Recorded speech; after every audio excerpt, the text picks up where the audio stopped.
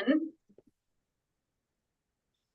or the notification that we are now recording. So welcome to the Kickstarter for Authors Ask Me Anything. And I am so excited to see all of you here and to start diving into these questions. I tend to be a fire hose of information, and I'll get really going and on a roll. See if you hear me too loud. If you're on AirPods, those have a technical problem that the volume is set too high for Zoom meetings. So you might want to take those off and just go to your computer audio. I have that problem myself. Bring on the fire hose. Alrighty, here we go. So once again, we're going to start with a couple of basic questions and then ping pong back and forth into advanced material, less advanced material.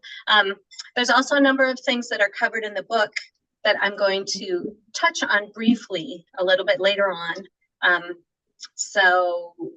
But I will kind of skim that a little bit. I'll give basic answers, but there are things that I go very, very deeply in the book with. I'm realizing, of course, that I should have maybe waited till later in the month that everyone had the book. So apologies for that, but this was good timing for me. So what would you tell an author doing this for the first time? The process seems very scary and overwhelming. Absolutely it does. There's a steep learning curve for Kickstarter, which is why I wrote a 385-page book about how to do a Kickstarter. My number one piece of advice for authors doing this for the first time is give yourself lots of time, take it slow. This is not like putting a book up on Amazon where you're like, okay, get your cover, get your copy, figure out your date, go. There are so many moving pieces to a Kickstarter. So give yourself a lot of time to work on it and be aware that this is going to take a lot of time out of your life. There's some people who can put together a Kickstarter within a matter of a couple of weeks. And particularly once you get experienced, you can roll them out a little more quickly. But for your first Kickstarter, give yourself, some people say it takes 40 solid hours of work to set up their first Kickstarter. Depends on how your brain works, depends on how complicated your Kickstarter is, but give yourself a lot of time. And because you're going to give yourself a lot of time, and ideally you should be seeing some kind of reward for all the time you put in, you really want to not rush into it, not kind of, well, I think it's good enough, hit the go button. You really want to set up a campaign that's going to succeed and succeed as strongly as possible for your genre, for what your rewards are, all of that. So number one piece of advice is just give yourself a really long runway, like super long. Don't rush into this. It feels like with everything, how is it even possible to make money? Boxes for shipping, packaging, printing add-ons, sprayed edges, designs for book covers, shipping. Yes, there's a lot of costs, but you make those back in your Kickstarter. You run a Kickstarter for a profit. And sometimes people are kind of surprised to hear like, oh, is that okay? Of course it's okay. This is your business. The idea is to bring your thing out into the world and to run a profitable business. I guarantee you the games companies, the tech companies, the comic companies, they are all making plenty of profit. And it's okay for us as authors to make a nice solid profit on our Kickstarters. I recommend you try and shoot for at least 50% profit of your funding goal. And depending on how your campaign is set up, particularly if you have a lot of digital rewards that people go for, your profit margin will be higher because digital rewards are pretty much pure profit. One of the things talking about profitability that you don't want to do is don't try and make your Kickstarter pay for all the costs of bringing your book to market. If Kickstarter didn't exist, you would still need to pay for cover, editing, graphics, whatever else that you're going to do to bring your book to market. Kickstarter is there to help you defray some of those costs with your profit and to pay for the things that you are providing in the Kickstarter. And this kind of brings me to funding goal a little bit, because people say, well, it's going to cost me $6,000 to make this book. Like, how can I need to ask $6,000. Don't roll those fixed costs in. If your editor costs you $1,000, you know, most authors bring a book into market, and the retail sales are what's going to pay for your cost of the book over time. It's an amortized cost. So it's great if Kickstarter can help defray some of those costs, but if you are serious about having a publishing career, even a little teeny one, it's a longer game. You have to sometimes go in the red to start, like with any small business. So that's some of my opening advice. Is it a mistake for a debut author to try Kickstarter? Not at all. I also got a lot of questions from people about, I'm just starting, I don't have a big mailing list. When do I know I'm ready for Kickstarter? So it's good to have some social reach. There's no question about that. Your first time campaign, you'll often get some friends and family who will jump in to support you, but that's not your core audience. That's not your core readers. But Kickstarter also has increasingly a bigger ecosystem of readers, of people who are there to find books and to help support authors and to get cool special editions and cool stuff. The Kickstarter base of supporters is really interesting because it's angel investors, it's people who like getting little goodies in the mail, it's people who really like the idea of directly supporting creatives, and it's people who are looking for cool stuff. So all of that, Kickstarter in general, if you are doing a little work to bring people in, Kickstarter will usually bring sometimes 50, sometimes 60% of your backers from the platform itself. And it's fine to start small. So one of the more advanced questions was, what do you think a reasonable profitability growth curve for an indie author building would look like on Kickstarter, and how will you ideally maximize that? Which is a great question. Kind of, how are you going to poise your career growth on Kickstarter? One is have reasonable expectations going in. I know it's easy to look at there's some big funding campaigns on there these days, and to think, oh my gosh, well, this is kind of overwhelming, but you know, $20,000 out of the gate, that sounds great. If you have a large readership, and you know you can shift them over to the platform, if they're hungry for your books, if they're hungry for a special edition book, maybe, then yeah, you might be able to break into 5 figures right away with your first Kickstarter. But 75% of publishing projects on Kickstarter that fund under $10,000. So, you know, that might be kind of exciting, but also depressing to hear, right? Because we'd all love to fund immediately into the 5-figure and above range, but it really depends. The other thing, though, is that this is a build. If you've published a book before, then you know when your second book comes out, that kind of helps your visibility and helps raise your sales, and that the people who supported the first book, hopefully they liked it and will come do the second book. Kickstarter backers, and particularly Kickstarter super backers, are incredibly loyal. I have, over my 12 campaigns, some of them have been radically different. I've done 2 nonfiction campaigns, a historical romance campaign, fantasy romance, books of short stories, an anthology, kind of epic cozy fantasy. I know that sounds like an oxymoron. All kinds of projects across the board. And I've had a handful of backers. I think there's 7 to 10 who have supported every single campaign that I've run. Some of them just support they're not even pledging for tier. They're just giving me $10 of support, $20 of support, just because they think I'm cool as a creator, which is really amazing and wonderful. And that's the other thing that Kickstarter gives you, is this connection to, hello, your backers, the people who have supported you. And it's incredibly liberating, particularly to get off the retail hamster wheel of you have no idea who's buying your books, to move to Kickstarter, where you have all this information, you have this wonderful direct connection with the people who are supporting you. And that's something that is hard to put a a monetary price tag on, right? Because we all want to find more readers. We want to get our beautiful books out in the world.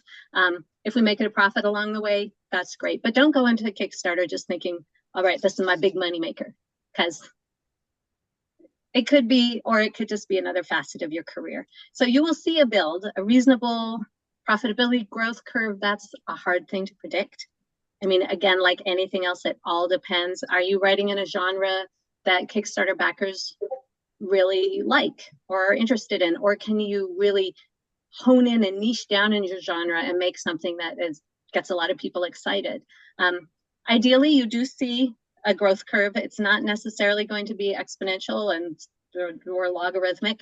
Sometimes you'll have a first campaign, you'll get more backers for your second campaign, your third campaign maybe has fewer backers. That might not be your fault. There might be some crazy thing going on in the world. It might be just timing or luck, or that you aren't able to bring your full energy to it for whatever reason, or that the platform is glitching, which happens sometimes. All platforms glitch. So it's not 100% predictable, but I think that there's absolutely been authors who have started small and have seen a really nice trajectory that get them within 3 or 4 campaigns, probably up into that 5-figure funding range, regardless of what project they're doing. So that would be my, give yourself the grace to start small and also not burn out, because that's not a good way to begin your sustainable author career on Kickstarter, right? What are the hallmarks of a successful Kickstarter? Go to Kickstarter.com, look at successful projects in your genre and subgenre, and see if you can figure that out. Kickstarter is the absolute best teacher of what's working and what's not. You want to study the platform. Although some of the hallmarks are using a lot of graphics, using a lot of enticing graphics. Kickstarter is a highly visual platform, so you want to be eye candy for people. You really want to be clear about what it is you're offering, and images, pictures are worth 1,000 words, right? So really good graphics, strong graphics, not too overly wordy. And that's tough, I know, as authors. We like to just, let me tell you all about my book. Short, sweet, snappy is the deal for Kickstarter. The product page is not like your real retailer page on Amazon, and you can't approach it that way. The story page, it's a sales document. It's a place where you're trying to get people excited about what you're doing and really presenting it in an enticing way. So that's sort of the general beginning questions. If it's your first book, you don't have a big mailing list, I would still strongly recommend thinking about going and launching on Kickstarter.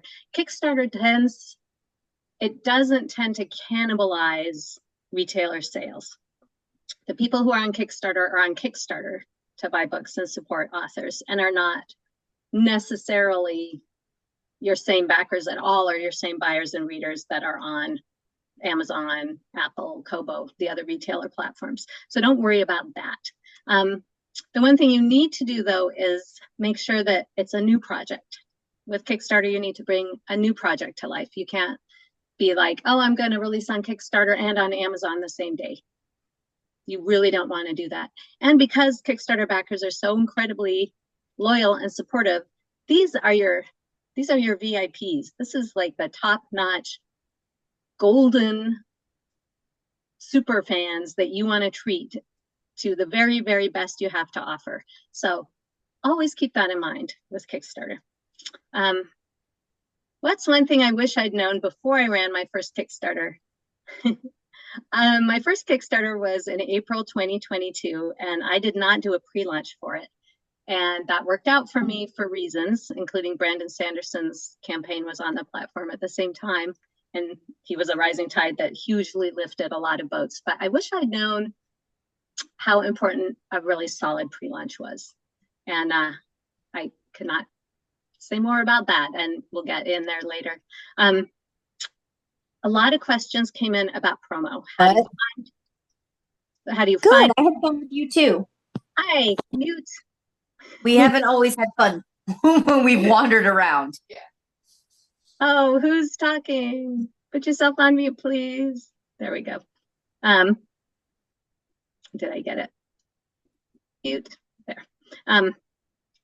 Good. So here's some great things I'm going to pull off into the chat real quick.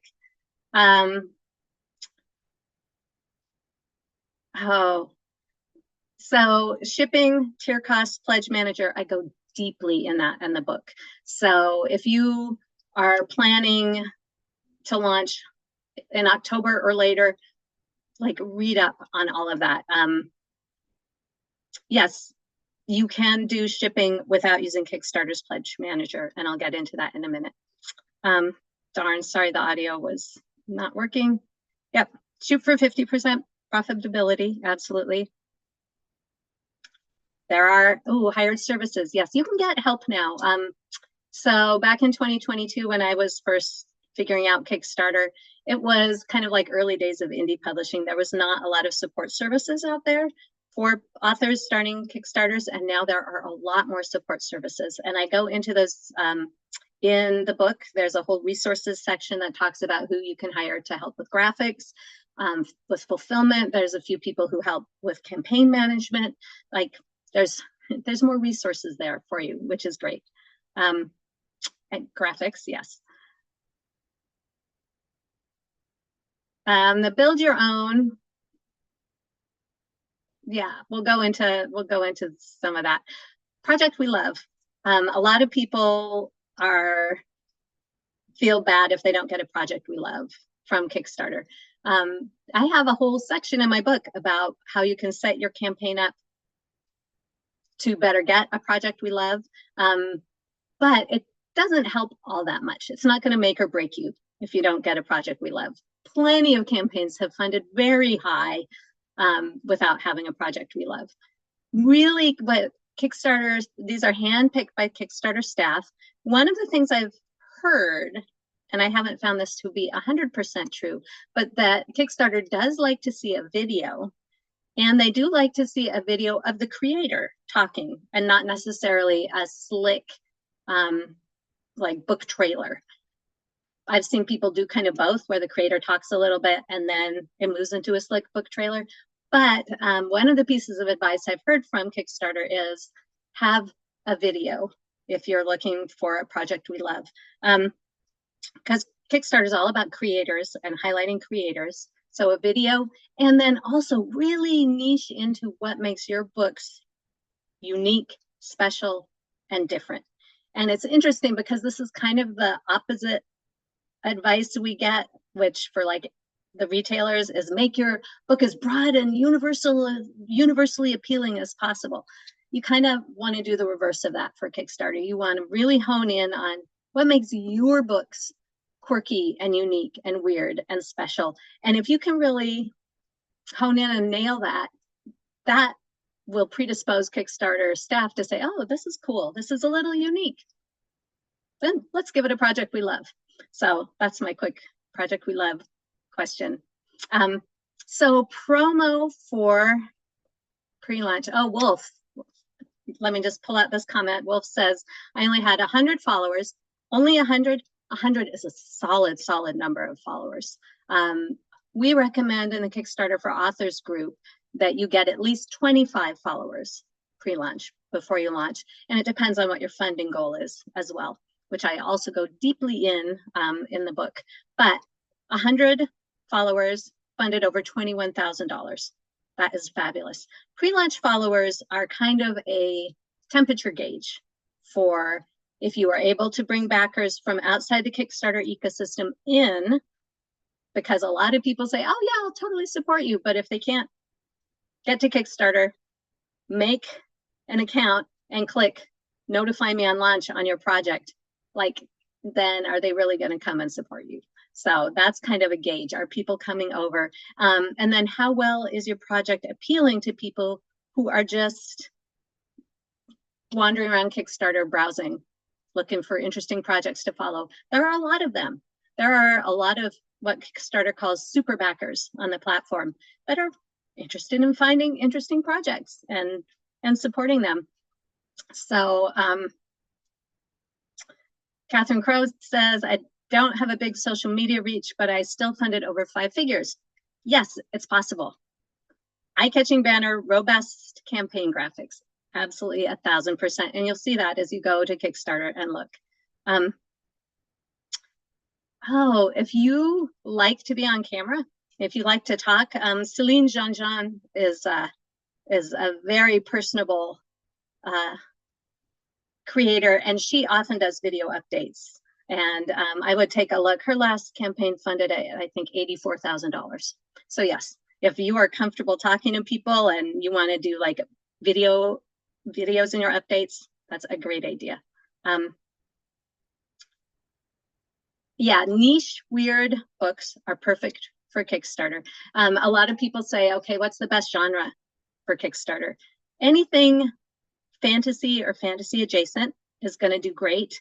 And then anything that's just a little off of the marketing mark, that's not to trend, or that's to your own particular trend, is a really good candidate for a Kickstarter.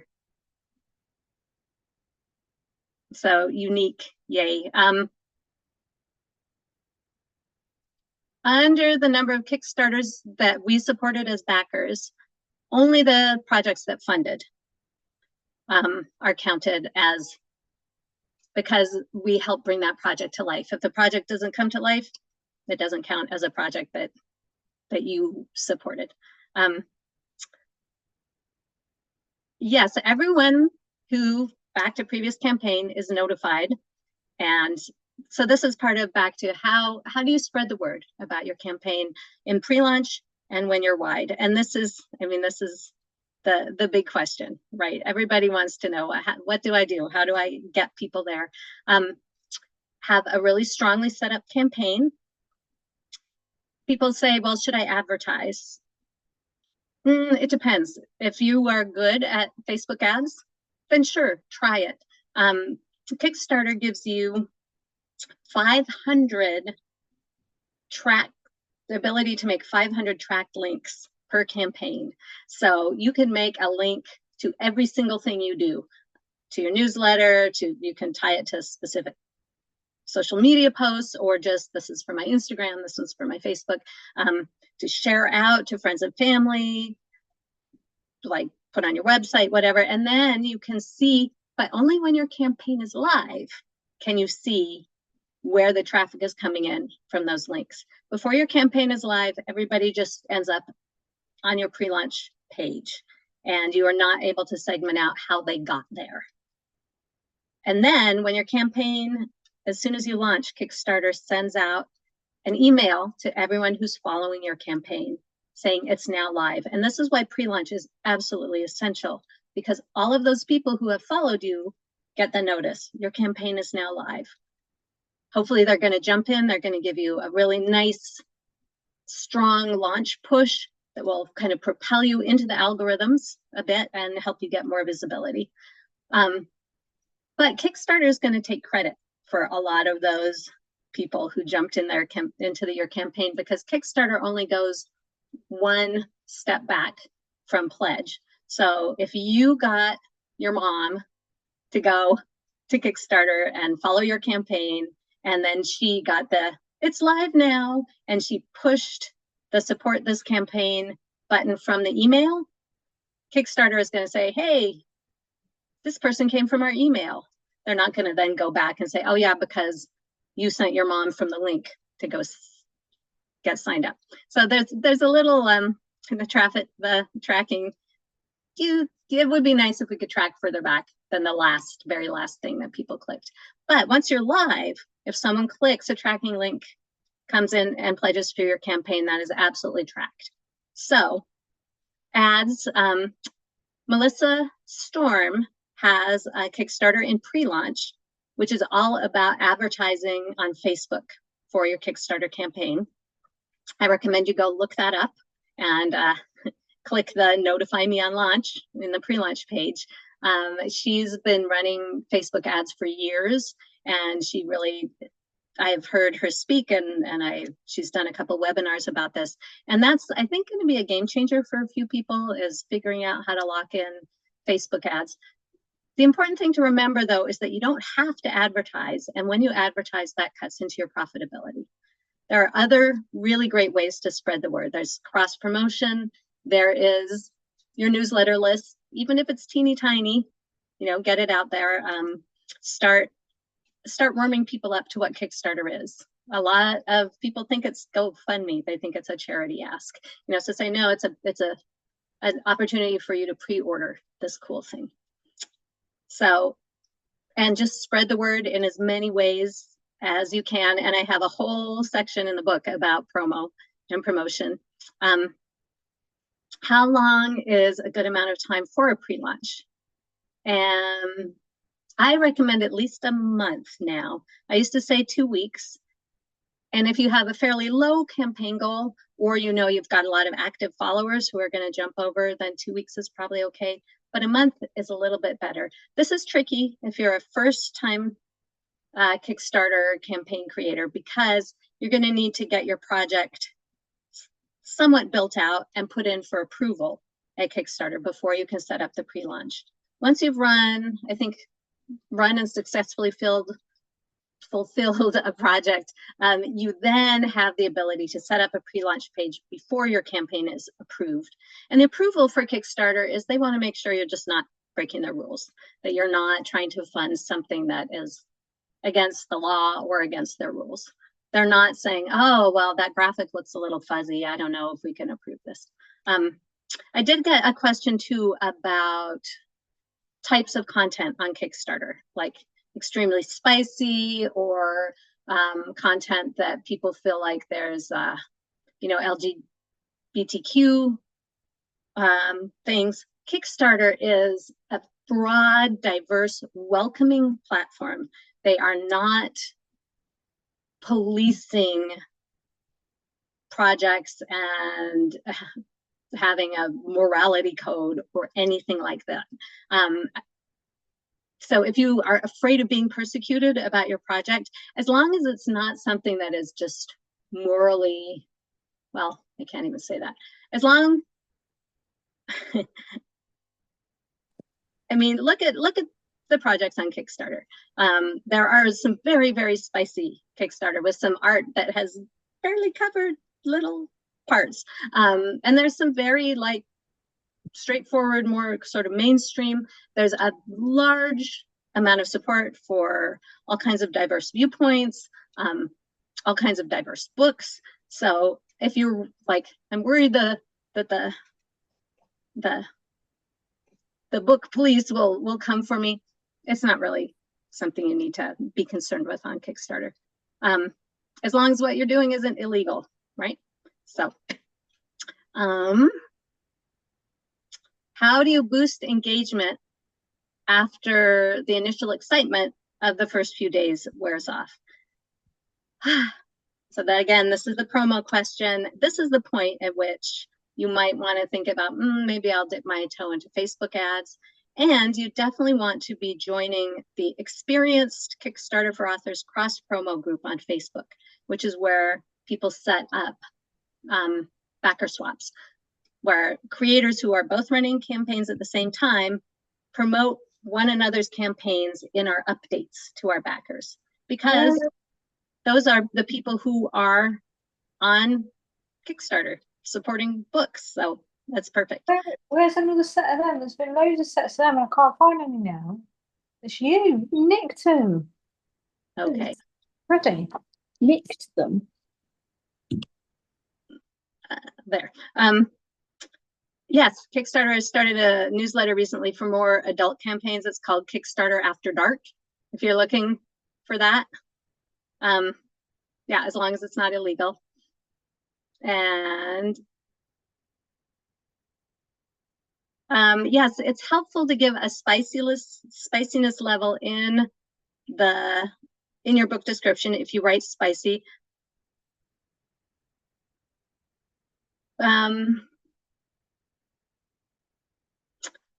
Julie, I think you might just want to make sure that people understand that that's a subject, that's a topic that you're covering.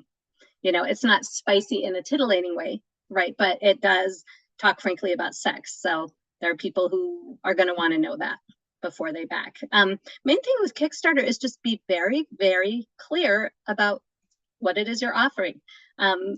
Partially because that's how you get loyal backers who are going to follow you. You know, don't kind of elide the question or be like, well, there might be a little bit of, you know, or this is kind of about this. Like, be super clear and specific, because there are people who want what you're doing and you need to tell them about it super clear and specifically. And then when they get your book, they'll be delighted and they'll say, oh, I want more of what this person is doing. So if you don't have a mailing list as an author, start one. Read Tammy Labrecque's book, Newsletter Ninja, and go to, I don't know, there's so many author groups on Facebook that talk about newsletters. So you can go there and find it. Promotion on Kickstarter seems to be harder than a year ago. Yes, the platform goes through these ebbs and flows that I've seen over the last 3.5 years, where there are maybe some big campaigns come in. There's a really big campaign right now that's going to hit $1 million. That is, help me here, Alex, two big authors, and they're just traditionally published, but able to figure out how to do a Kickstarter, and their campaign is just huge. And so they are bringing a lot of their backers in right now, which means there's more backers to go around, as it were. Then a contraction happens in the platform, where then there's people maybe see these campaigns that do really well, or maybe Kickstarter is running what they call an open call and promising to give some extra promotion to people, and people will jump in, creators will jump in on the platform for that. And then the backer pool proportion of backers to campaigns to support shrinks. There's too many campaigns, not enough backers, right? And then people who have run the campaigns, maybe it didn't run up to your expectations, or but you said, this is hard, this is struggling. Those people exit. Next month, there's fewer campaigns. That backer pool didn't necessarily go away. It's just sort of the proportionality expands and contracts. So this is another thing about kind of the using Kickstarter for the long run and the growth is hang in there. Like, if your first project didn't perform as well as you hoped it did, you know, I encourage you to try a second one, unless you are one of those people that feels like too much work, this platform is not for me. That's perfectly fine. Kickstarter is not for everyone. You have to wear a lot of hats. And as indie authors, we're used to wearing a lot of hats, but you even have to wear more hats. You've got 10 hats piled on top of your head. Hats for sale. And so on the other hand, there are people who do Kickstarter like me and think, this is so wonderful. I love this platform. So, you know, don't judge it by your first campaign. You might have been in one of those backer contraction phases where there were just a ton of campaigns out there and not quite enough backers to reach. But what happens with all of these sort of expansion and contraction phases is that there tends to be more backers entering the Kickstarter ecosystem all the time. In general, book campaigns are funding higher, and in some cases much higher than they were several years ago, just because there are more backers there to provide more support. So that is a wonderful thing for all of us. And I think this is partly why I advise don't rush into this. I don't know if any of you follow, probably some of you, follow Becca Syme, and she talks about the gold rush days and then the maturing of a market. And if you're in blue water where there's a lot of opportunity, or red water where there's a lot of sharks. The great thing about Kickstarter is that it's not ever going to get to fully red water, I don't believe, because the barrier for entry is kind of high. right? People worry about, oh, what if all the scammers come in, and what if all the low content books? But Kickstarter takes work to set up a good project, and you're not guaranteed a return. So that is immediately like setting the bar way higher than any scammer is going to want to try and do. There have been people who have not used the platform in good faith. I think 9% of projects over the entire platform of Kickstarter have taken money and not delivered rewards. This is something Kickstarter is very aware of and battling very hard to keep from happening, because of course it reflects badly on them. It makes backers skittish. It reflects badly on every creator on the platform when there's someone who takes money and doesn't deliver rewards. Unfortunately, that can happen. It's not always bad faith. Sometimes people have health issues or something that comes up, but yeah, just be aware that occasionally, unfortunately, that does happen. Yes. You guys have so many great. Allie Hazelwood, thank you. Allie, Alex, yes. Everybody go check out Allie Hazelwood's campaign. I mean, it's amazing. Children's book campaigns struggling, yes, and this is a question that has come up. I think what's happened is the children's book backer pool is smaller than the general book backer pool on Kickstarter, and so I think it's the question right now of too many campaigns, not enough backers in particularly children's picture books, and that's why things are struggling. And this is why I encourage, if you're doing illustrated children's books right now, to try and keep your funding goal as low as you possibly can for your minimum viability of, can I make this project? And in a lot of cases, that means you're going to need to do a print on demand and not an offset print run. Even though the cost per book is higher, your personal risk is much, much lower when you do a print on demand, because if you have 3 backers who want hardcovers, great, you order 3 hardcovers. You're not sitting there with 300 hardcover books in your garage. So, thank you, Janice, for the Allie Hazelwood link. That's wonderful. So I'm loving the really active chat going on here. That's great. So this kind of takes me to the product creation, where a lot of people had questions about, okay, so how do I make my book in particular? How do I make my special edition book? And what kind of things should I include for the special edition? And do I have to have a special edition? So all of these questions are, of course, answered in the new Kickstarter for Authors book. But really briefly, you have a couple of options when you're looking at making books on Kickstarter. One is to do print on demand with Ingram or Amazon KDP or Lulu or Book Vault. And the other is to get an offset print run, which is a more daunting kind of project to do. So one thing to know is you do not have to jump right in with special editions.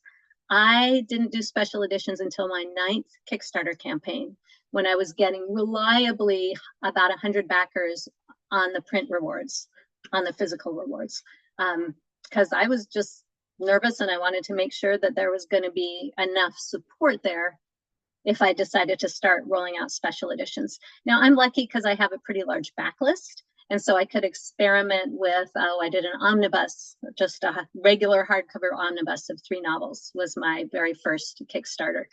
Printed at Ingram. I did a little bit of nice formatting with vellum. My cover designer did just a very simple under the jacket design to kind of make it a little bit nicer. I put in a few stock images I'd sourced from Deposit Photos, and I put it all together with a bonus story. And that was my first campaign, and it funded at $7,000. And so then I, did different things, tried different things. One of the things that I did too was I increased the difficulty level slowly over my campaigns. So my first campaign, I didn't do international shipping. In retrospect, I know that I funded lower because of that. And I actually did have someone reach out and say, here's an extra $100 on my pledge. Please ship all these books to Ireland. And I was like, oh, okay, sure. And that worked out. So then my second campaign, I opened up international shipping, but it wasn't again till my 9th campaign that I started to get into special edition, blingy. I think my 7th campaign, I started to offer a little more swag. So it's okay to have a slow build and also to take the super long view of using Kickstarter in your campaign. One thing I see a lot of authors do is they run their first campaign and they do their campaign breakdowns in the Kickstarter for Authors group, which is another wonderful reason to join the group. And I just, my heartfelt thanks to everyone in there who at some point after that campaign does their campaign breakdown and talks about what they did, what went well, what they wish they hadn't done, what they would do next time. A lot of people who jump in with all the things say, I'm going to cut down the swag a lot. I'm going to cut down. You don't need pins. You don't need mugs. Nobody went for the posters, you know, just like really honing in. It's important to remember that for your first campaign, you'll probably get around 50 backers. So unless you blow up, but 50 backers is pretty standard for a first time campaign. And so if you have something like a minimum order quantity of posters, say, and you've got to order 25 of those, it's unlikely that 25 of your backers are that half your backers are gonna decide a poster is a good idea. Maybe a couple of them will. So maybe you 2-3 posters, and now you have 22 posters sitting in your house that you had to pay for. So on the swag side of things, only things that you are gonna make, like bookmarks. Every author should have some bookmarks. Those are just a good thing to have, right? You can give them to people, you can use them at signings, you can send them with your books. So I think bookmarks are a good piece of swag for authors to have. Character cards, if you want, or a card that's just the cover of your book with your contact information on the back. Again, that can be kind of your calling card, right? Or something you can hand out outside of your Kickstarter campaign. So you can do minimal swag, light swag, swag that makes sense for you. You do not have to go overboard. In the early days, there were some people who recommended doing pins with your campaign. I've never been a big pin fan. I've been more a fan of flat things you can ship media mail with the books. And yes, generally a bookmark or even a character card that goes with the book counts in media mail. If you have questions about this, take the items that you're planning to ship media mail down to your post office and talk to your postal person and say, hey, I want to ship this stuff media mail. Does this count? Sometimes they'll say no. A lot of times they'll say yes, even with stickers, anything that is directly related to the book. So look into that, but don't self-reject like, oh, I could never send this media mail because I have a bookmark. Of course you can. So more on product creation. So how do you find printers? How do you find places to print your fancier books? We talk about this all the time in the Kickstarter for Authors group. And I have a whole big list in the book with resources. Unfortunately, right now, the other question that came in that a lot of people had was about the whole global situation, right? Which is very sticky right now with tariffs, with taxes, with things coming into or out of the US. You don't have to provide rewards for international backers, even though I just said it's probably a good idea for financial reasons, but also if it just feels too daunting, that's fine. Just say, I'm only doing my stuff in the US. However, if you are printing someplace that's not the US, things get a little trickier. There's questions about our books being tariffed at that extra 10%, even though they're supposedly exempt. It seems like a lot of shipping companies these days are just charging anyway, just, you know, to CYA, just to be safe. Although there's someone in the group who recently related their experience talking with customs and saying, no, actually books are exempt and I don't have to pay this extra fee, and he won, which is kind of a good thing to hear, because they are informational materials and they're supposed to be exempt from new tariffs. There's old tariffs out there. There's like 7.5% China tariff for a long time on products that, so books aren't tariff free across the world, but all the new tariffs should not be impacting them, but you might have to argue with a shipping company. And if you're just, shipping in or out one book, if you're, say, a Canadian backer or creator and you're shipping into the US, then that would be endemic on your backer to have to go and argue with customs about why they shouldn't have to pay this tariff upcharge. So it gets tricky. It's all kind of a mess right now. So make it as simple for yourself as possible. And there's lots and lots of resources in the Kickstarter for Authors group about how to deal with that. So one thing about using, though, print on demand, someplace like Ingram or Book Vault, is that, and Ingram is better for this. Well, I guess Book Vault's okay too. If you're not doing any fancy edition, you can have books printed in the country of origin in a lot of cases. So Ingram has US printers, they have Australian printers, they have a UK printer, and you can drop ship the books, which means they're not going to be signed, which means you're not going to tuck a little swag in the package, but it does keep things a lot cleaner and easier to just get those books out to people without having to deal with a tariff situation. Now, if you do want special editions, there is one printer that does special edition print on demand, and that is Book Vault UK. And we talk about them a lot in the Kickstarter for Authors group. And it would be great if we could have a special edition POD printer in the US. I am waiting, we're all waiting for the day that someone finally figures out that that's a possibility. You can do short run printing in the US with some special edition features. The only printer out there that's able to do all the things is 48-hour books, because they now have an edge machine. Nobody else does. So if you talk to printers at all, if you're trying to get some print quotes, Vervante is another one to watch. Let them know, oh gosh, I would love it if you could do edges, sprayed edges. So we're getting there, but it's slow.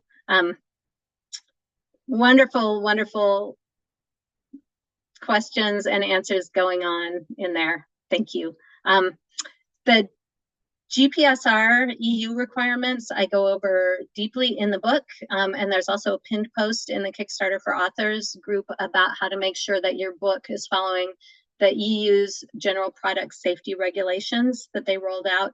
It just means you need to print some things in the front of your book in the copyright area. It's not as daunting as people think. UK only, that's tough. Most of your backers will be in the US. But you can also do UK shipping only, but do digital rewards anywhere. And that's how we often reach our international backers, is through digital rewards. Let me get to some of the more advanced questions. What bling moves the needle? And what kind of special add-ons or swag moves the needle for backers? People like shiny things. People like pretty things. People like to have the option to not have any of that stuff as well. So it's really important I am a fan of having a plain book tier, and then either a book with the swag tier or an extra add-on in the back end of the campaign with swag. Regardless of how you might personally feel about extra editions and fancy things, there's some people who love them and some people who could care less for them. And so what you want to do is have both of those as options in your Kickstarter. So what moves the needle? Foil, I think. Foil and edges for special edition books move the needle, or foil and color interior. If you can do foil, color interior, and edges, then you're golden. Now you're up in sort of a blingy, in a blingier sphere where you can ask more for your book. add-ons that move the needle, if you are an author, your backlist. Absolutely, your backlist is particular backlist that's related to the campaign. So if you have a fantasy mystery series that you're doing, you know, a campaign for, and then you have another related or even not related but similar fantasy series, or maybe a fantasy with more mystery, that's perfect as an add-on. And you don't have to do it as a physical add-on. You can do it as digital. It's always shocking to new creators when super backers scoop up your entire backlist. Like, you haven't even read one of my books and you're just getting everything? Oh my goodness. It happens more than you might think. And it's a wonderful thing to see that kind of support. Here's another slightly more advanced question. How do you take your campaign to the next level? Study the people who are doing a little better than you on Kickstarter, and try and figure out what are they doing that I'm not doing. But I would say definitely graphics. And then the other thing that will kind of give you that campaign step up in funding is figure out how you can do some higher level reward tiers. So let's say you're doing a hardcover book, and you know, maybe that's like, maybe it's your debut book, or maybe you have a little bit of backlist but not a lot. And so your hardcover book, let's say you blinged it up a little bit and you're asking $55 for that book. If that is your top tier, that's going to necessarily keep your entire funding kind of suppressed, because if you get 50 backers and your average tier between all your rewards, digital, physical, is say $25, then there's just a certain ceiling that you can't reach. So part of the secrets to a really successful Kickstarter is to figure out how to get some higher tiers in there, and what can you do? So some really brilliant things that I've seen people do is there's a term called Tuckerization, and that means writing someone into a story or into your next book or into this book, allowing people to choose the name, maybe some of the characteristics, maybe the physical description of a character, and charging like $100 or more for that.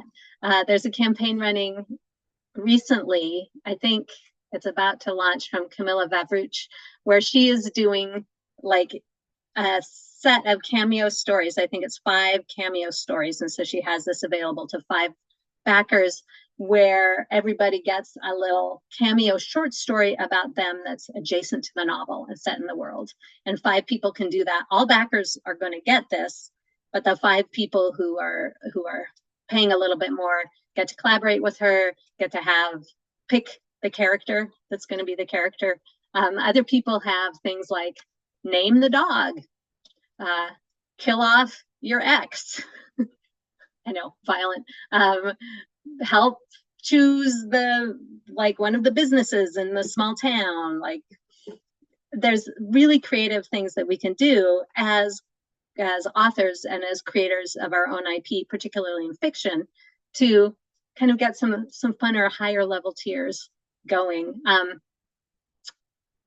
Package everything together. You know, if you've got a $55 hardcover and a $25 paperback, do a tier with both of those, you know, and maybe discount it a teeny little bit and say, hey, keep one, give one away, you know, the all-in bundle. So, you know, kind of think of ways, how can you leverage your funding up without necessarily having more books? If you do have more books, and particularly if you have done several Kickstarters, always offer a high tier that has all the things that you've offered in your previous Kickstarter plus the new thing. Kickstarter's fine with this. You have to bring a new project to life, but you can offer all kinds of other things in your campaign. So for experienced creators, maybe not if you're doing both fiction and nonfiction. So, although I've seen people do that as well. So I like to have a tier, a high-end tier, that's, here's all the stuff I've done in the past. If you missed any of it, grab all of this.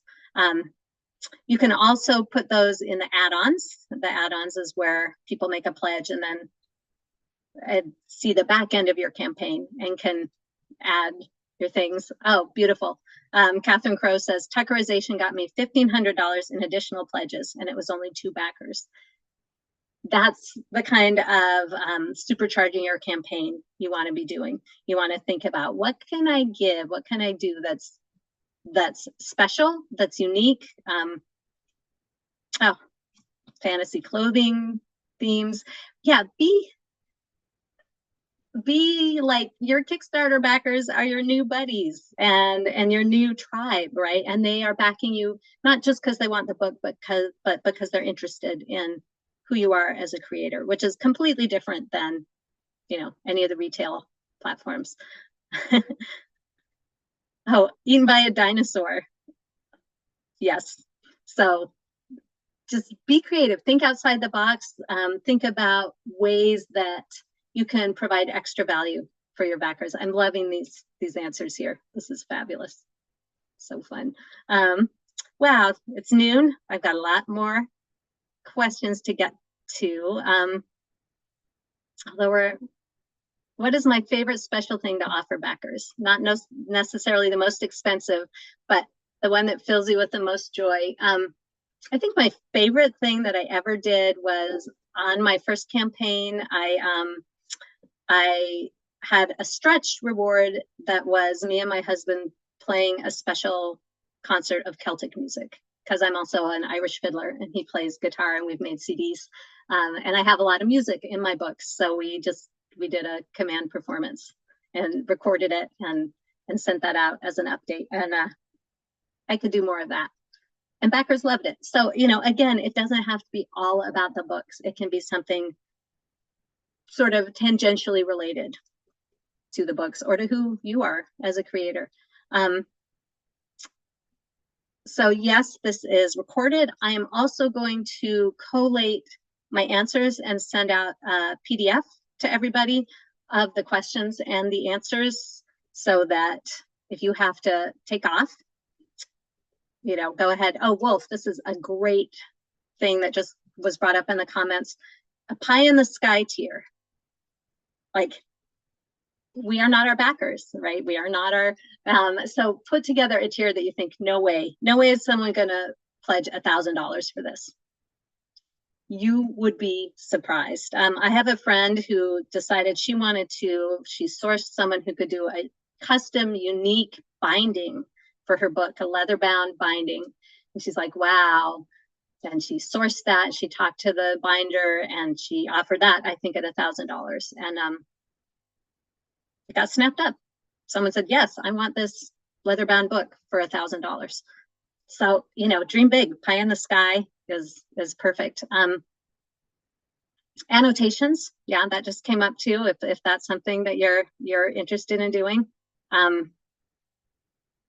Early bird specials, ways to get people going. I do favor an early bird is extra reward that you're offering early on in the campaign to get backers on board and to get people to pledge early. I am more of a fan of adding something, an additive early bird, as opposed to discounting.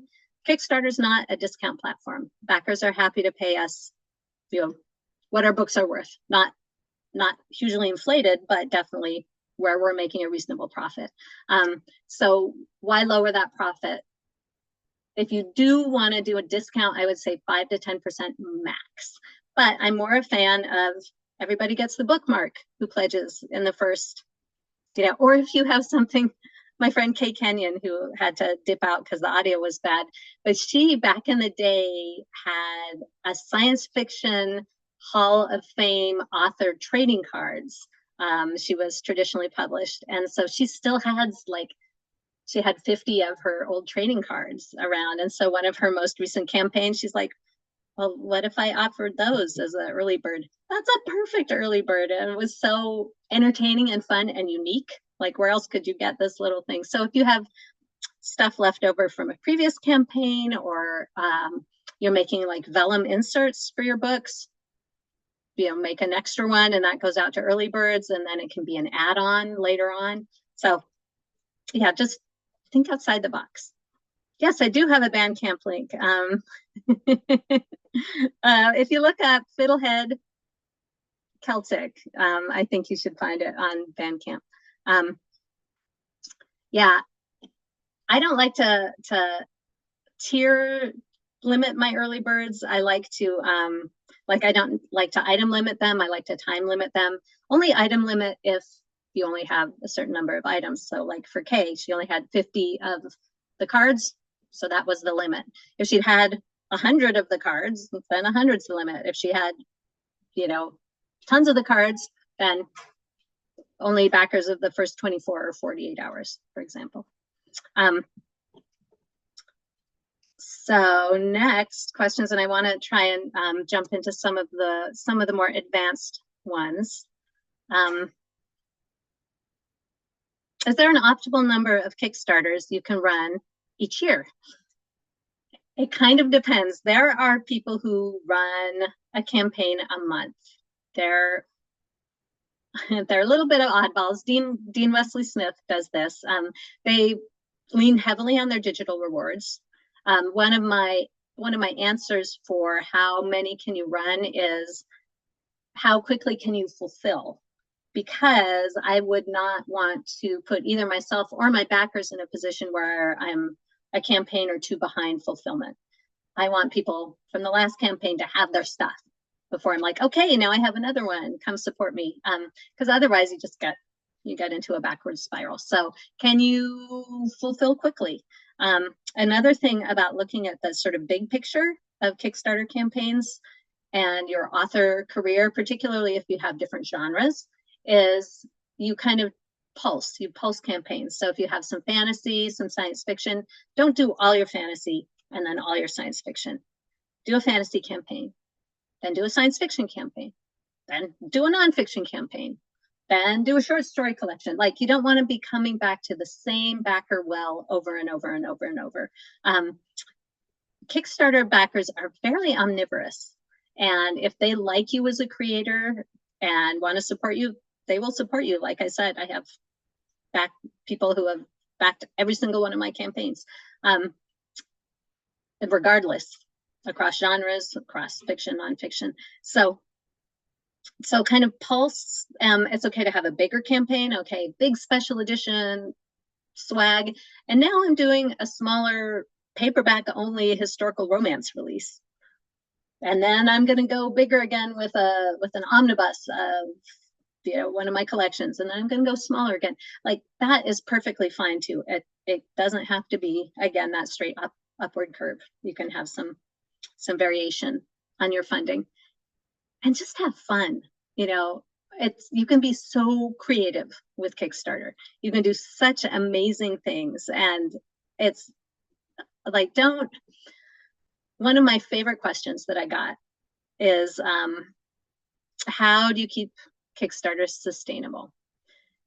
How do you keep it sustainable? And I think that is for ourselves as creators, and then also as a platform. What can authors do to keep Kickstarter sustainable for ourselves as creators in terms of like keeping the ecosystem really supportive, right? And keeping Kickstarter from turning into yet another hamster wheel where we've got to like run and run and run. Because if you're hamster wheeling on Kickstarter, then you shouldn't be. Like, Kickstarter is a way to get off of the retailer hamster wheel and try not to turn it into another high stress, I got to run, I got to do all the things. Like, Kickstarter, you can slow down, you can take your time, you can hone in on what it is you love to do, what you love to create. So this question, to expand further, what effect do our choices have on the Kickstarter community and our readers? I see creators getting overly ambitious about what they're charging for books. I think it's important to make a healthy profit, but I think it's also important not to not to start stinging backers, like, oh, how much money can I get out of people? Like, because backers that's not going to affect everybody quite as much. It will definitely affect the creators who are doing that, who after a while, backers will feel like, I'm not really getting value from this creator. And there's all these other projects that I can support. So I feel like in a way, the platform itself and the backers themselves through the choices that they're making, the campaigns that they're supporting, are really helping keep the ecosystem balanced, if that makes sense. I'm thinking of trends like shorter campaigns, $500 sort of standard funding goals. This is all having to do with success. So like a $500 funding goal is a floor, not a ceiling. Do not set your aspirational funding goal. Because Kickstarter is all or nothing, if you set your aspirational funding goal at $5,000 and you raise $4,500, you're not getting anything. So start at the level that can be sustainable for you to make the thing that you've promised to make. So for example, if you're doing a special edition print run, $500 is not an advisable goal. You probably want to be up in the couple thousands at least. But for a first-time print on demand, 500 is a great sustainable goal. And backers are not judging your project by your funding goal.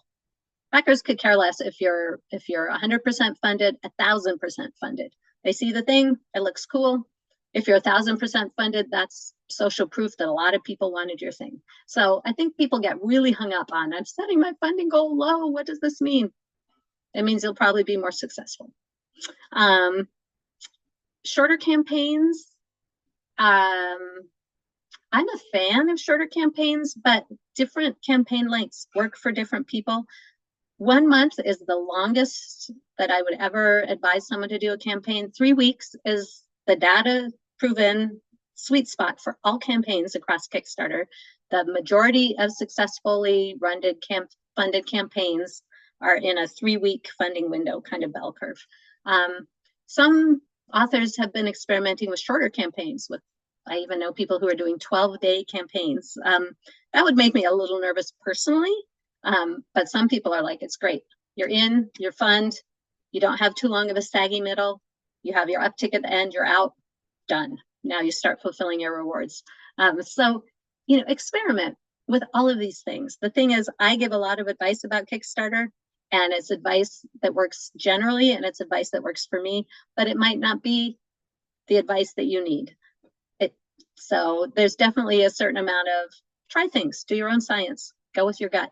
But also be aware that there's best practices that a lot of authors have been testing and trying that have kind of paved the way for you. So sometimes going off into the brambles is not going to get you to your destination, or maybe it'll get you there much slower. On the other hand, sometimes going off into the brambles, you learn some interesting things. So paid ads for someone else's land. Yeah, I'm not a big fan of paying to get eyeballs, but I'm an author who's never run ads really in my career at all, and I have a very sustainable author career. I'm a fan of finding different ways to find readers and to find supporters. But if ads work for you, do it, but just be aware of what you're doing. Luckily with Kickstarter, unlike some of the retailer platforms, Amazon, you're paying money to get people to your page where Amazon is showing them advertisements of other things to get people off your page. So at least with Kickstarter, if you're getting people to your page, there's not a lot of other competing campaigns or competing interests there, right? How can we help each other avoid creating a new hamster wheel? Just be on the platform with integrity, be really aware of what you're doing yourself, and then also be aware that some of the hamster wheel strategies like super low discounting, that's just not going to work on Kickstarter. Because you're only going to get about 50 backers for your first campaign, regardless of what your pricing is. If you decide, well, I'm going to offer my books for super cheap, you're just not going to make a profit. You're not going to pull in hundreds of new backers because Kickstarter backers are not bargain shoppers, and it's not going to amplify your reach in really a meaningful or sustainable way. So what am I most excited about with Kickstarter now? I am most excited about being on the Community Advisory Council, the Creator Advisory Council. This is a 2-year position of creators. There's 24 of us, of creators across all the disciplines of Kickstarter. There's 2 of us from publishing, myself and Ira Brand. And Ira Brand runs the Kickstarters for Wraithmarked. If you're not scoping out what Wraithmarked is doing, particularly if you're in the fantasy or epic fantasy genres on Kickstarter, they're really inspirational. They do really interesting campaigns. So there's some high-powered folks on there, and we can really help bring creator concerns from our stakeholders, which is all of us right here, plus everyone in the group, and work to make Kickstarter just a better platform for everybody. So I'm super excited about that. And I love that Kickstarter is really open to hearing from creators and from backers. So support@kickstarter.com. Like, email them about anything. It's not like Amazon where your questions and comments and complaints go into a black hole. They are responsive. They want to know if they're messing up, if there's something that's not working, if you have some ideas for stuff. Like, Kickstarter is a public benefit corporation, a PBC, which means that their mission is not make money for the stakeholders. Their mission is bring creative projects to life in the best way possible. So I encourage you to, like, look into that a little bit if you're interested in sort of the philosophy behind Kickstarter. A few things that I had questions about that, and I'm gonna stop rolling at the questions here and kind of go back over the chat here in about 2-3 minutes. And then we'll try and wind up at 12:30, although I could keep going for anyone who wants to stick around. Again, this is being recorded, and I will have a PDF out of the answers. So some fears, some things that people don't need to worry about. Protecting your work from being stolen off of Kickstarter. I mean, protecting your work from being stolen off of anywhere. This is the world we live in. So it's not an issue on Kickstarter. It's probably more of an issue on any retail platform that you put your work up on. The discord around some authors failing to meet their fulfillment. Yeah, that is impacting authors a little bit, but don't make their same mistakes. So one of the big ones was that there was a pretty high profile author, got a lot of money for a second book in a series that she hadn't even started writing yet. So a lot of people now are making sure to be very, very clear in their campaign that the book is written, maybe it's even formatted, it's ready to go to the printer, like you will get these rewards. So just trying to address the kind of fears about, if I back this campaign, how do I know you're really going to do it? And you would do that in the risk section of your Kickstarter campaign. Things I got questions about that were deeply covered in the Kickstarter for Authors book. How to set your funding goal. That's in the book. Videos, but although I really touched on them a lot here. If you are just too shy of having your own face on a video, then just have a little slideshow of your book, but talk, use your voice. I'm more a fan of those kinds of videos, and I think Kickstarter is too, than the super slick book trailer. Worst comes to worst, though, if that's all you can do is like, I'm doing a book trailer, it's probably better than no video for some of the purposes of Kickstarter. Audiobooks. So audio, everybody newer to Kickstarter is excited about, yay, I can finally raise the money for my audiobooks. Unfortunately, Kickstarter backers don't feel that way. They prefer hardcover, paperback, ebook, and then audiobook. But I had a really great question about audiobooks, which is, what are successful audiobook campaigns and what are they doing? So the successful audiobook campaigns, well, number one, most of them are funding on the physical rewards. So they're often attached to a hardcover, often a hardcover special edition, because that just helps ramp your funding up. someone who's done a great job with audio and growing their audiobook support on the platform is Cory Doctorow. So if you go back and you look at Cory Doctorow and the beginning of Cory Doctorow's journey, he might not have been at $10 for his first audiobooks, but he was definitely at 15. It took him several campaigns of bringing his audience over, getting more and more backers, and then starting to raise his prices. Now he is at $25 an audiobook, but it took, I think, 5 or 6 campaigns for him to get to that point.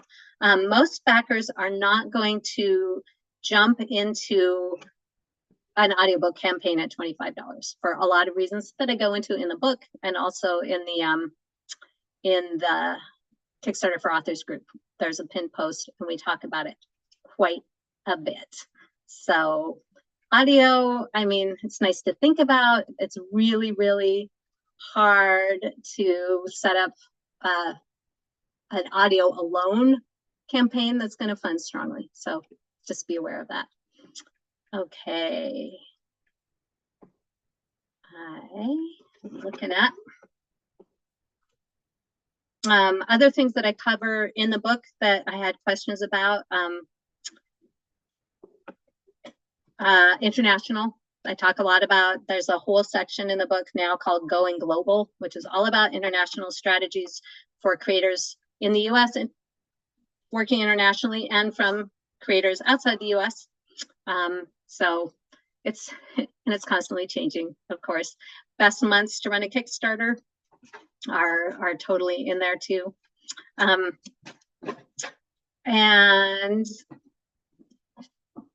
that is, I didn't get to every single question that people sent in, which I love that.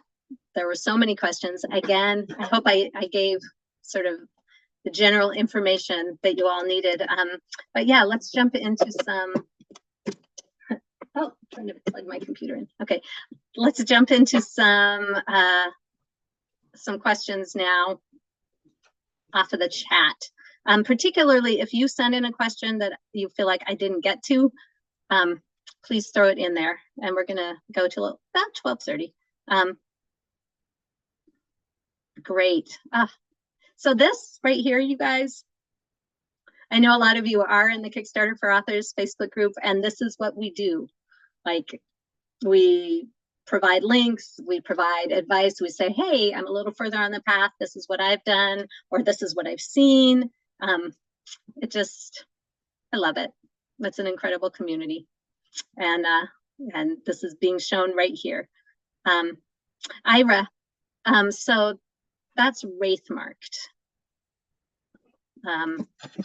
Wraithmarked Creative on Kickstarter.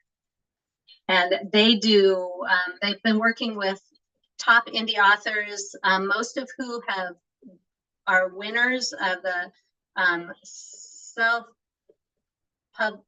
self-published fantasy, oh help me, SPBFO, self-published fantasy blog off winners. People like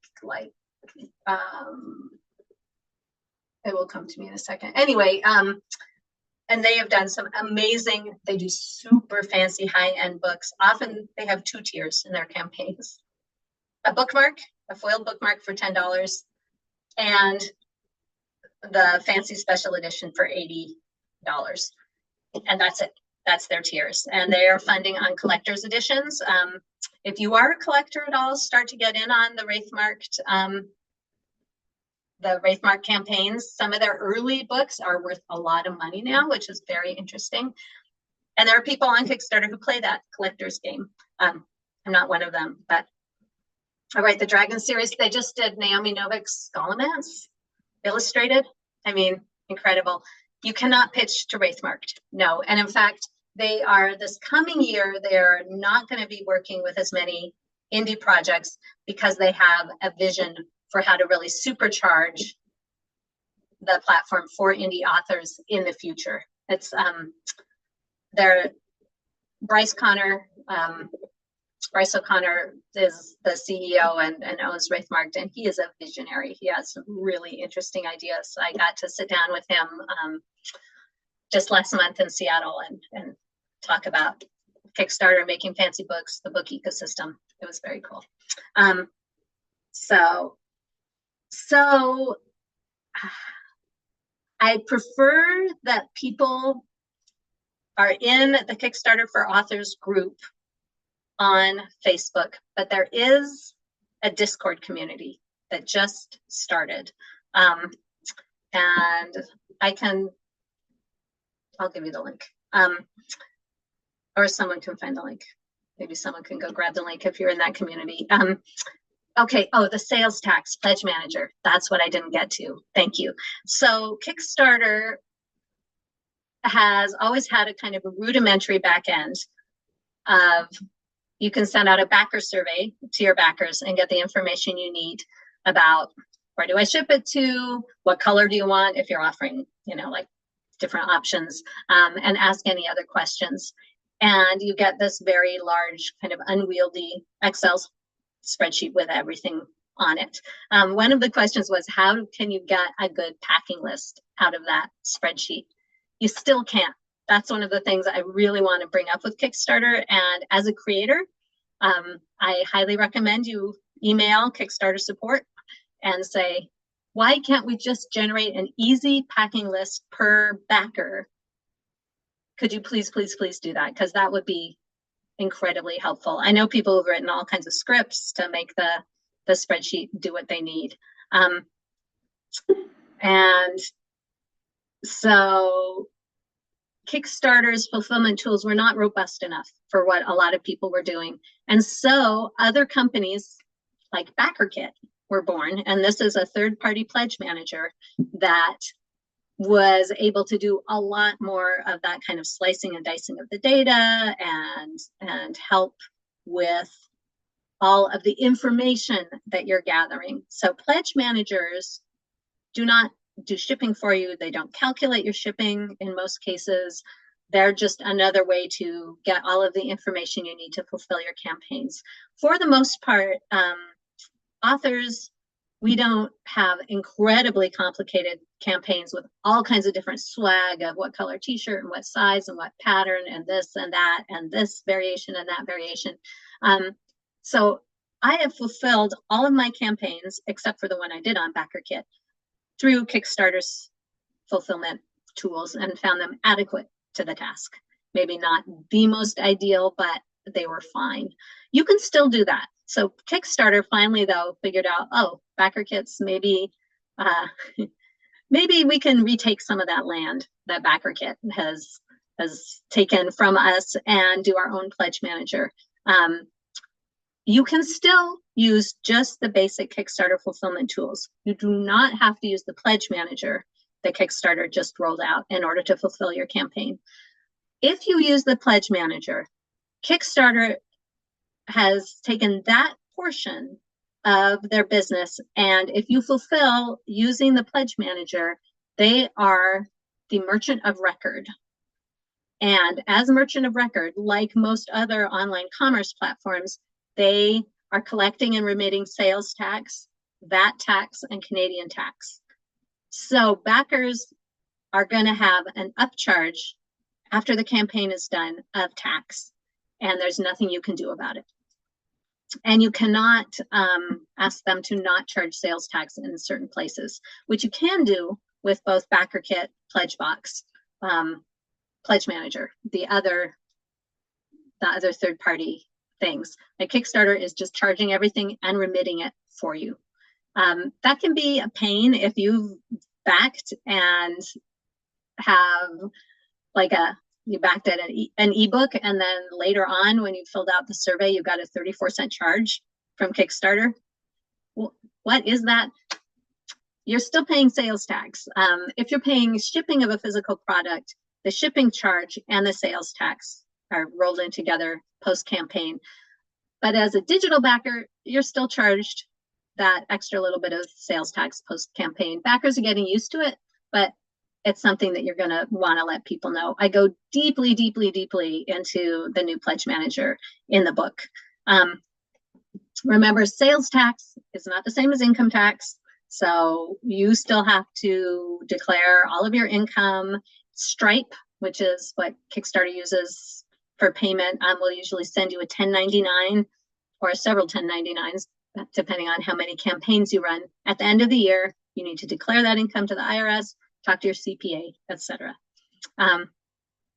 Yeah, the little charges, those little 34-cent charges, often credit card companies decline small charges because that is how scammers test to see if credit cards are valid, right? So many credit cards have a, like, if there's a charge under $1, that's an automatic decline.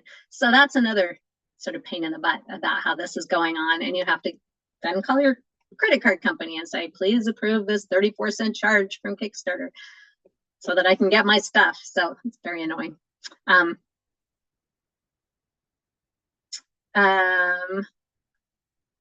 So Pledge Manager, there's pros and cons to Pledge Manager. I would definitely look deeply into it and make your decision that way. And I talk a lot about it in the book and also in the group as well. Yeah, does anyone know how to send out the chat afterwards? Nobody's dropped the Discord server invite. I shall do it. Of course, I need to go to Discord. Okay.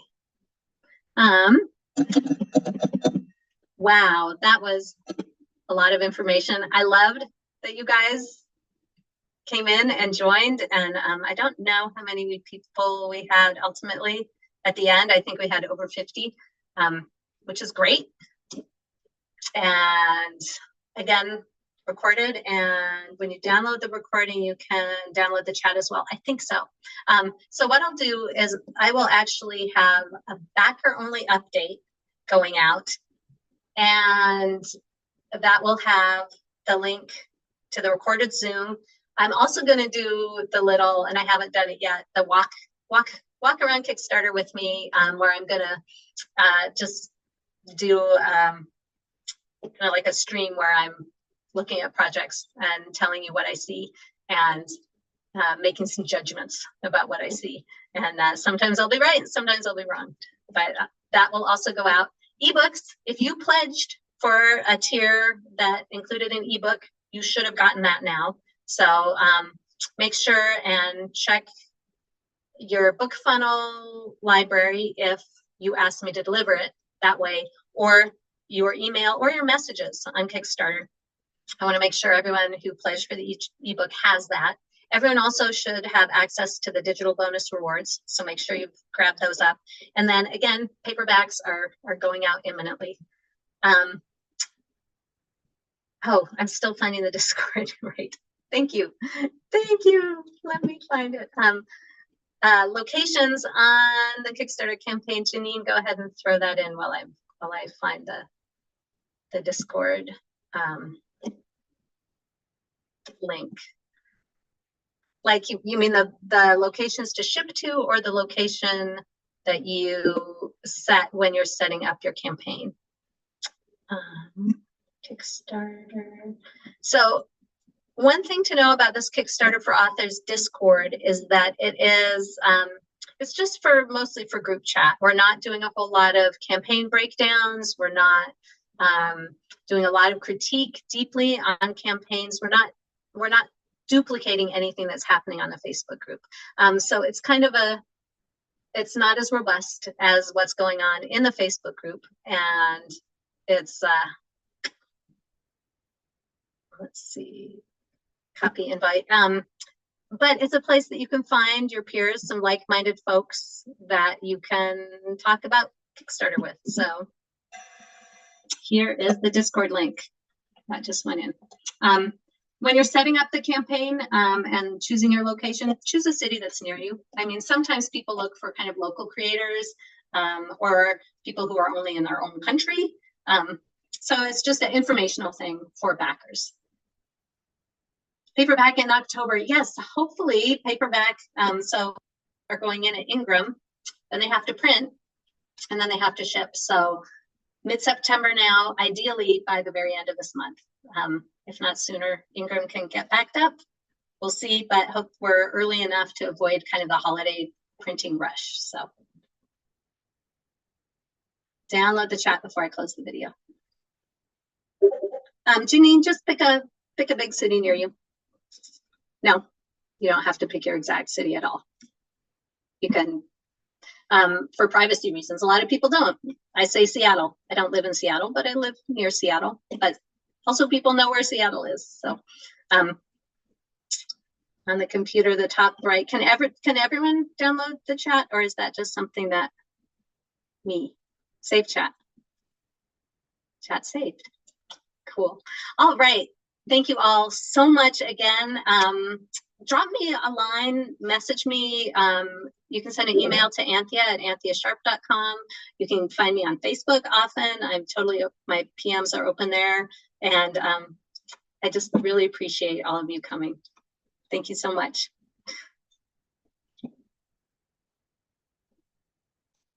Okay, I'm gonna save the chat and